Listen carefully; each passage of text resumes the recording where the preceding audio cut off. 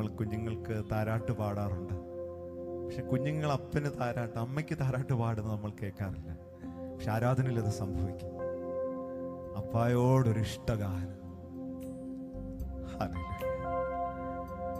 അത് കേൾക്കുമ്പോൾ അവിടുന്ന് തൻ്റെ റെസ്റ്റ് പ്ലേസിലേക്ക്, തൻ്റെ സ്വസ്ഥതയുള്ള നിവാസത്തിലേക്ക്, ഹൃദയങ്ങളിലേക്ക് താൻ ആവസിക്കട്ടെ.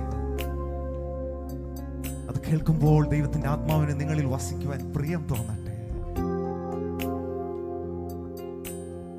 സ്വസ്ഥതയുള്ള നിവാസങ്ങളായി നിങ്ങളുടെ ഭവനങ്ങൾ മാറട്ടെ.